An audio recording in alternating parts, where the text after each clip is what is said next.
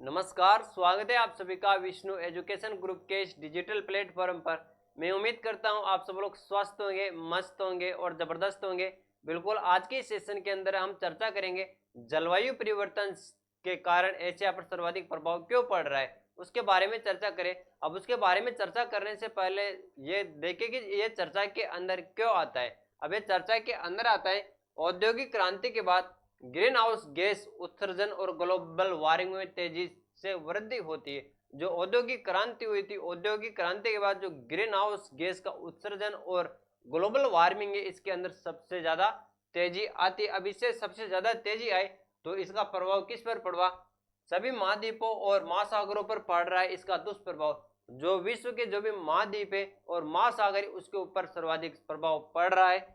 Asia महाद्वीप में global warming का प्रभाव सबसे अधिक देखने को मिल रहा है। जो अपना एशिया महाद्वीप है, एशिया महाद्वीप के अंदर ग्लोबल वार्मिंग का सर्वाधिक प्रभाव देखने को मिल रहा है। एशिया वैश्विक औसत से अधिक तेजी से हो रहा है। जो एशिया वैश्विक है वो औसत तेजी से हो रहा है, सबसे गर्म हो रहा है। अब इसका क्या कारण है? सर्वाधिक वनों की कटाई की जा रही है, अंधाधुंध वन काट रहे, जंगल काट रहे, इससे सर्वाधिक प्रभाव देखने को मिल रहा है। अब बात करें अपन की चर्चा के अंदर तो क्यों आ गए, इसके ऊपर तो हमने चर्चा कर ली। अब नेक्स्ट बात करें अपन कि एशिया पर विशेष प्रभाव क्यों पड़ रहा है। तो एशिया पर विशेष प्रभाव क्यों पड़ रहा है, इसके ऊपर चर्चा करें कि जलवायु परिवर्तन का एशिया पर विशेष प्रभाव पड़ने के कई कारण है। अब इसके एशिया पर प्रभाव पड़ने के कई कारण है, वो कारण देखेंगे भी। भौगोलिक विविधता के कारण यह कई तरह के जलवायु दुष्परिणामों से प्रभावित है। देखो लिखा हुआ है जलवायु दुष्परिणामों से प्रभावित। जो एशिया महाद्वीप है, एशिया महाद्वीप भौगोलिक विविधता के कारण कई तरह के जलवायु दुष्परिणामों से प्रभावित है। ये ध्यान रखना है कि जलवायु दुष्परिणामों से प्रभावित है। क्यों? यहाँ पर सर्वाधिक औद्योगिक स्थापित किए गए उद्योग से यहाँ से धुआं निकलता है, धुआं के अंदर गर्मी होती है और वह प्रभावित करते हैं। अब नेक्स्ट चर्चा करें शहरीकरण और औद्योगिकीकरण ने एशिया क्षेत्र को किया है विशेष प्रभाव। जो शहरीकरण और औद्योगिकीकरण, क्या शहरीकरण और औद्योगिकीकरण, इन दोनों ने एशिया क्षेत्र को किया है विशेष प्रभावित। शहरीकरण और औद्योगिकीकरण एशिया महाद्वीप के अंदर आपको सर्वाधिक देखने को मिलेंगे।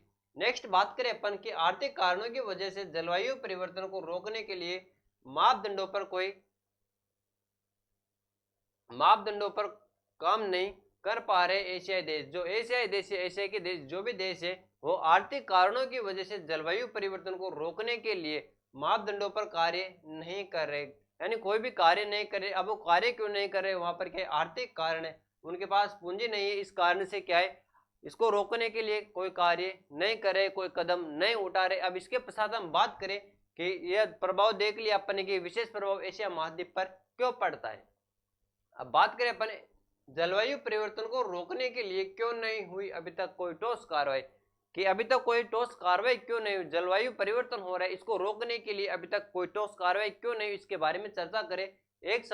वर्ष 1880 के बाद, वर्ष 1880 के बाद औसत वैश्विक तापमान में हुई है 1.1 डिग्री सेल्सियस की वृद्धि। 1880 के बाद जो वैश्विक तापमान इसके अंदर वृद्धि हुई है, वृद्धि कितनी हुई? 1.1 डिग्री सेल्सियस की वृद्धि हुई है। तापमान वृद्धि को लेकर 1.5 डिग्री सेल्सियस तक सीमित रखना है।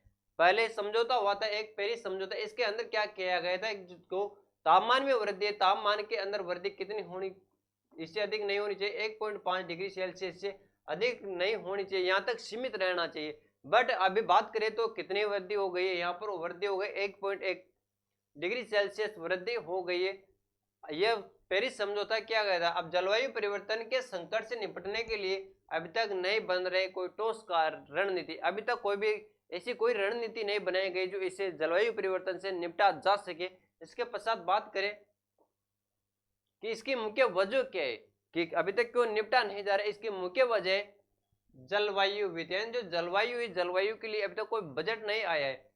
इसकी वजह से सर्वाधिक ग्लोबल वार्मिंग और गैसों का बढ़ रहा है, तापमान में वृद्धि हो रही है। अधिकांश विकसित देश जलवायु वित्त के लिए तय राशि में नहीं करते अपना योगदान। जो तय राशि की गई थी कि सभी देशों को अपना अपना फंड देना है, ये अधिकांश देश इससे जो अपनी तय राशि भी नहीं दे पा रहे। अब नेक्स्ट बात करें अपन जलवायु परिवर्तन को कम करने में विकसित देशों की भूमिका। जो विकसित देश है, विकसित देश जलवायु परिवर्तन को कम करने के अंदर कौन कौन सी भूमिका निभा रहे उसके बारे में देखें। नवीकरणीय ऊर्जा स्रोतों पर विकसित देश बढ़ा सकते हैं अपनी निर्भरता।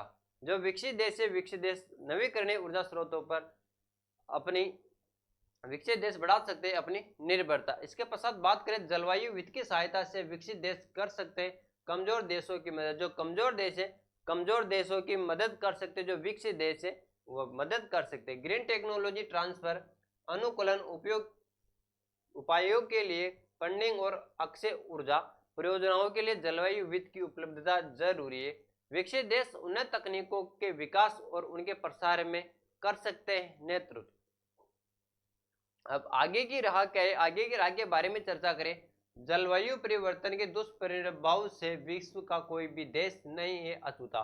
जो जलवायु परिवर्तन है, जलवायु परिवर्तन के दुष्प्रभाव से विश्व का कोई भी ऐसा देश नहीं है जो अछूता रहा है। यूरोप में बढ़ रही है गर्मी की अवधि। जो यूरोप देश है, यूरोप देश के अंदर गर्मी सर्वाधिक बढ़ती जा रही है।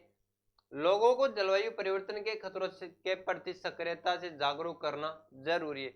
जो लोग हैं, लोगों को जलवायु परिवर्तन के खतरों के प्रति सक्रियता से जागरूकता करना जरूरी है। आज की सेशन के अंदर हमने चर्चा की कि जलवायु परिवर्तन से एशिया के ऊपर सर्वाधिक प्रभाव क्यों देखने को मिल रहा है। तो सभी साथियों का यहाँ तक के लिए बहुत बहुत धन्यवाद। Thank you, all the best. जय हिंद, जय भारत।